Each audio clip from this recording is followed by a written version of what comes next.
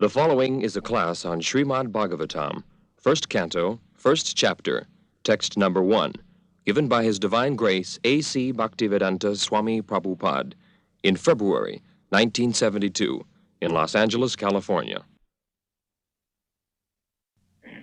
Om namo bhagavate vasudevaya janmadasya jato annaya itaratas abhijnah svarat tene brahma hrida adi-kavaye muhyanti suraya tejo-vari-mridah yatha vinimayo yatra tri-sargo mrisha धारासीना सदा nirasta-kuhakah satyam param dhimai. This is a prayer offered by Srila Vasudeva before writing Srimad Bhagavatam. He offers his respectful obeisances to Bhagavate Vasudeva. Bhagavate means the Supreme Personality of Godhead, who is known as Vasudeva. He appeared, Lord Krishna appeared as the son of Vasudeva. Therefore he is called Vasudeva. Another meaning is that he is all-pervading. Everywhere he is present. So Vasudeva, the Supreme Personality of Godhead, the origin of everything. Janmadasya jataha. Janma means creation. Creation of this material world, cosmic manifestation, is from Vasudeva. Janma adi means creation, maintenance and annihilation. Anything in this material world has three features. It is created at a certain depth. It exists for a certain number of years, and then it is dissolved or annihilated. That is called janmadyasya, janma sthiti law. So everything is taking place from the Supreme Personality of Godhead. The cosmic manifestation is also emanating from him. It is existing on his energy, external energy, or it is being maintained by his external energy. And as everything material dissolves ultimately or annihilates, so after annihilation, the power merges into him. The power, the energy is extended from him and maintained by his energy, and again when it is dissolved, it merges into him. This is the way of creation, maintenance and dissolution. Now, the question is that the supreme power, or the supreme source, what is the nature of that supreme source? Is it matter or living force? The Bhagavad says, no, it cannot be matter. From matter, nothing is created automatically. We have no such experience. Unless there is some living force behind the matter. There cannot be anything creation. We have no such experience. Just like anything material, suppose a motor car, it has got all the machine equipped, subtle machines, but still the motor car cannot move automatically. There must be a driver. And the driver is a living force. Therefore, the original source of everything must be a living force. This is the conclusion of Bhagavad. And what kind of living force? That means he knows everything. Just like an expert motor mechanic, he knows everything. Therefore, he can detect when the motor car stops, he can immediately detect how the motor car has stopped. So he tightens one screw or does something so that it is again in motion. Therefore, in Bhagavad says that the original source of all emanation knows everything. Nvayad, itaratas, carthesv, directly and indirectly. Is so expert. Just like I am the creator of this body. I am a living soul. As I desire, I have created this body. Energy, by my energy. According to my desire, I have produced this body. But although I am claiming my body, I do not know how the body is working. That is unknown to me. I cut my hair, but I do not know how the hair grows again. I cut my nails, but I do not know what is the function going on inside, so that even after cutting the nails and hairs, again it grows. Neither I do know I am eating, I know because I am eating something substantial, it is transforming into different types of secretion within my abdomen, and the secretion is distributed. I have known it from some medical practitioner or medical science, but so far I am concerned, I do not know how my foodstuff is transformed into blood, how the blood is transmitted in different parts of my body, and then I get again energy. Actually, I do not know. But the Supreme Personality of Godhead, He knows indirectly and directly, both, how this material cosmic manifestation is working. He knows everything. How the sun is rising, how the moon is rising, how the oceans are steady. It is not trespassing on the land. Such a big ocean, it can overflood immediately any city or any land within a second. But it is not doing that. So the direction is there. Therefore Bhagavad says that the original source of everything is sentient, conscious, and consciously is controlling everything.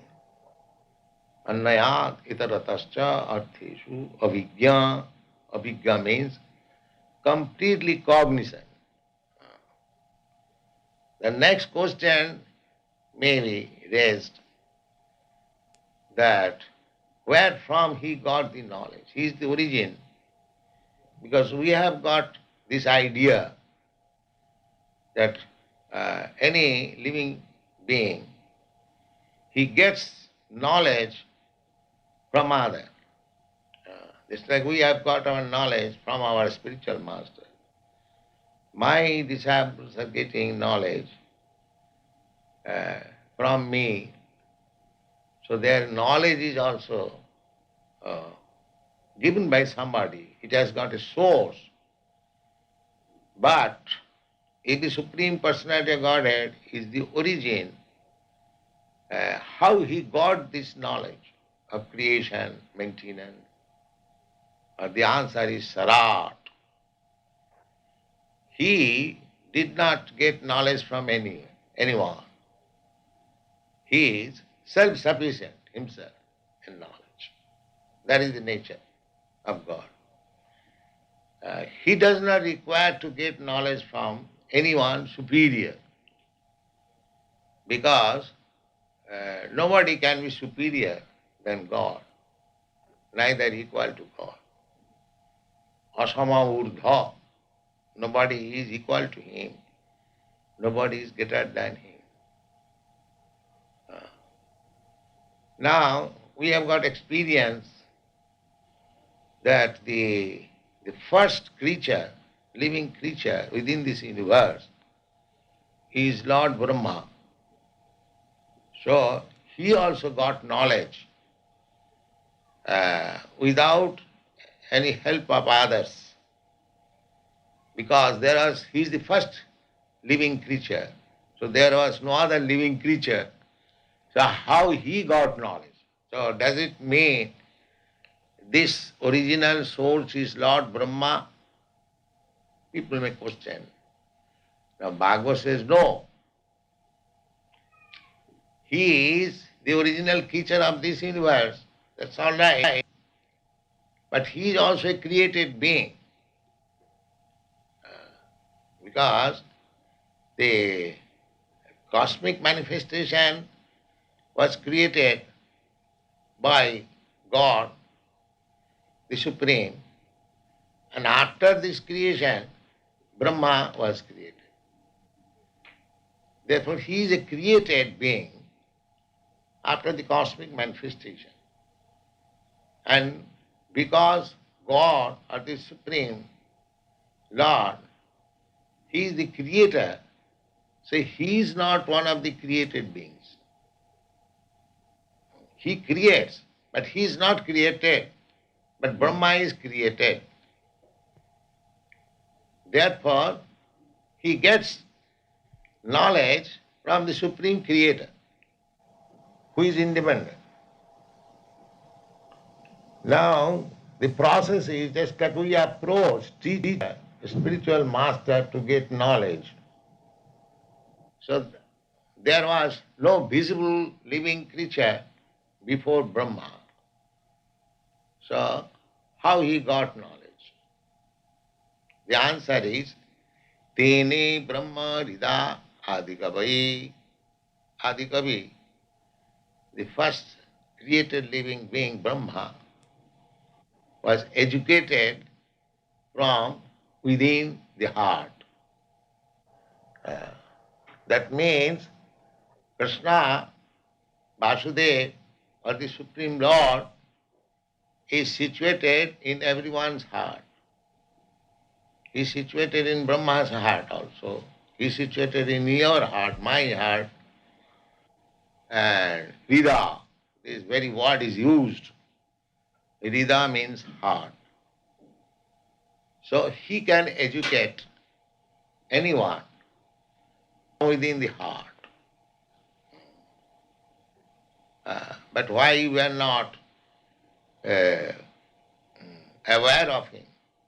Theoretically we know, but practically in our conditioned state, we cannot understand how he is directing us. But he is directing, that's a fact. Brahma is not ordinary living being. Therefore, he could take direction from the Supreme Lord within the heart. We can also take when we are qualified, exactly like Brahma. Brahma appeared to serve the Lord, to fulfill the desire of the Lord. Just like we engage one carpenter and I ask him to make a cabinet for me. I give him the ingredients, tools, or wages, and he creates a cabinet. Similarly, God created the ingredients and the manufacturer also, and Brahma created this universe. But he is not the original creator. The original creator is Krishna. As such, the original proprietor is also Krishna, because he has created the ingredients. Actually, when we work in practical field, the ingredients we cannot create. Suppose we construct a very high skyscraper building, but the ingredients, namely the earth, stone, wood, iron, which are the ingredients of the house, that we cannot create. That is created by God. We simply transform. We take earth, dirt from the earth and mix it with water. The water is created by God. The earth is created by God. Then we mix it and make a lump like brick and put it in the fire. The fire is also created by God.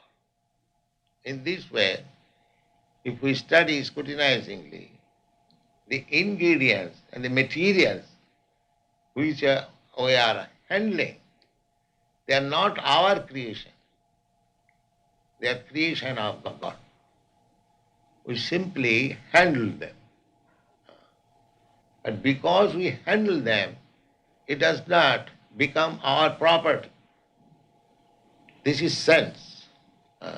Suppose I am worker, I am handling some others things, materials, and preparing something. That does not mean when the thing is manufactured, complete, it becomes my property. No. How it can be? Therefore the philosophy is that everything belongs to Krishna, God. I also belong to Him. And whatever I do, manufacture, that also belongs to Him. This sense, to understand that everything belongs to God, I also belong to God, my intelligence also belongs to God, the ingredients or physical elements with which I work, that also belongs to God. Then where is the scope for my claiming that I am proprietor? This is called illusion. So this Krishna consciousness movement is meant for reviving the original consciousness of the human society, because in the cats and dogs or animals, such consciousness cannot be invoked. They are so dull and in the lowest stage of consciousness, it is not possible for them to understand